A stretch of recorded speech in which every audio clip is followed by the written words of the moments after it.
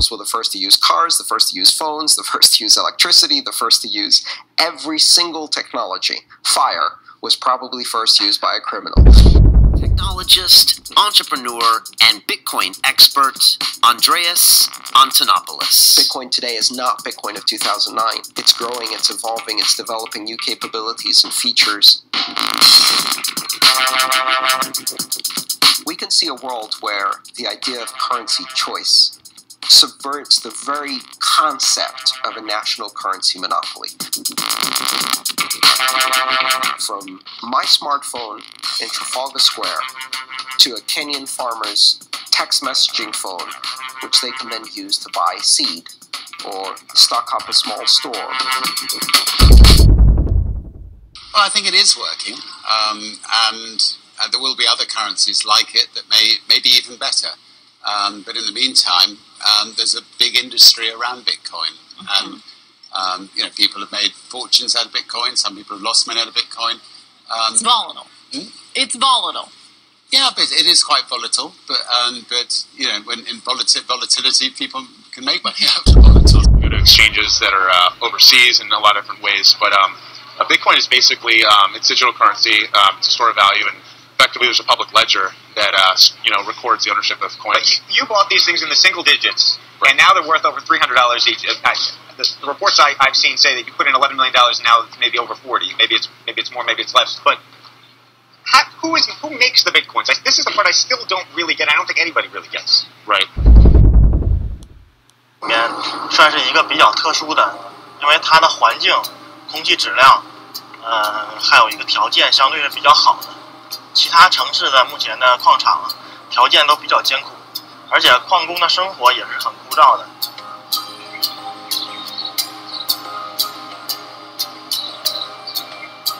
好，现在看到的就是我们那个长城镇的机房，这是我们大连的1号机房。现在有3层楼，我们使用的是第2层。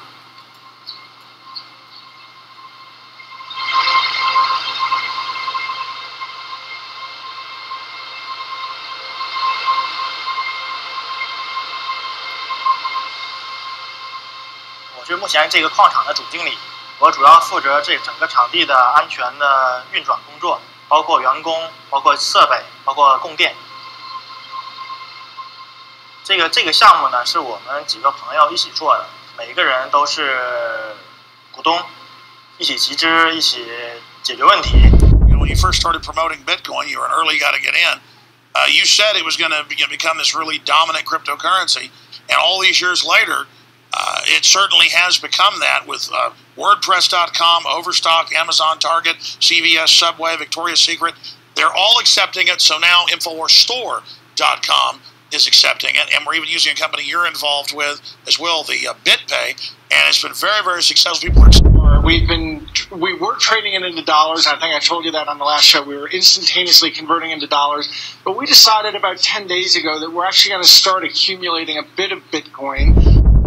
Was at the forefront of the Bitcoin phenomenon is the 25-year-old British computer software developer Amir Taki, who's with me here. Amir, thanks for coming in. Good to see you. Why are you involved in this?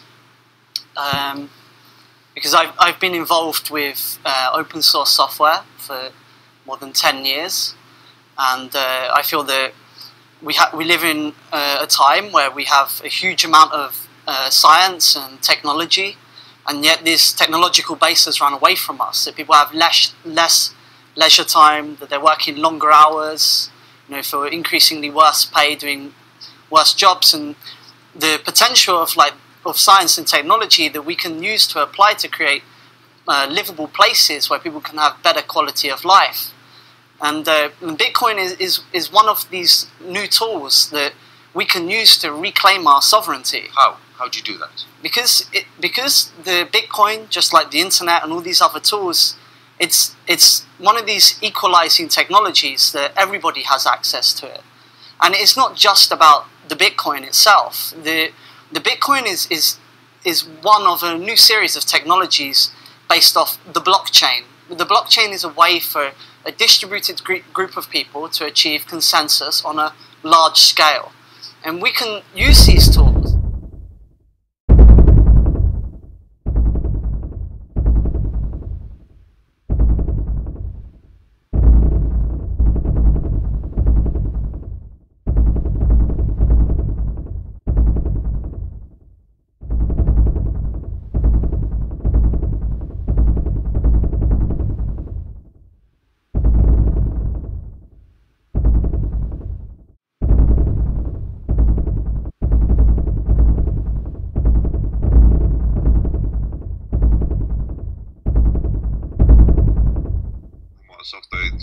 started, and I have some idea and my vision how cryptocurrency must exist and about places of cryptocurrency in the world, what we need to do.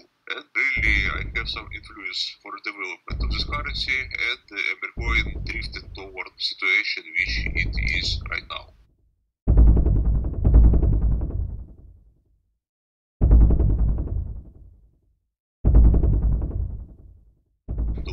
Just inflate our blockchain. For preserve this, we added price. It depends on the size of the loaded data. It's approximately 1% per 250 bytes of the data. Also, it depends about list time, but this is not linear. The dependence, for instance, if you increase list time twice, your price will be just increase just over 1.5 times.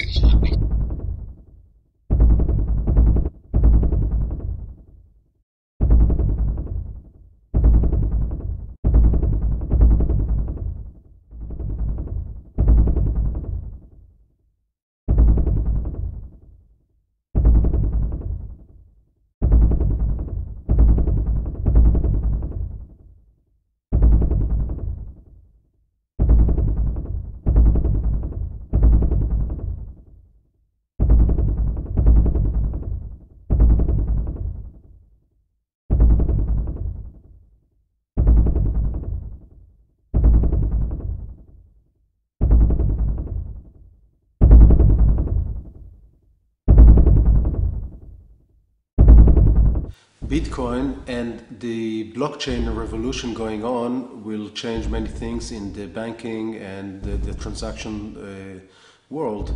What people don't understand is that blockchain and one of the main well-known currencies such as Bitcoin will change our world in the same way that the internet and email have changed the way we exchange information, documents, or the way Skype changed the way we communicate.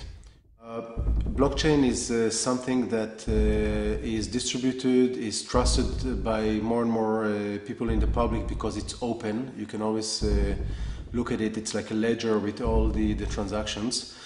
And it basically describes the exchange of value or money. And what most people don't understand is that even any payment that we make today in dollars, in euros, is basically exchange of information. Now at Pay Services, what we did, we considered any money or currency to be a symbol of value, i.e. If it's a complementary currency such as frequent flyer miles, it is a symbol of value. You can exchange it for tickets on an airplane.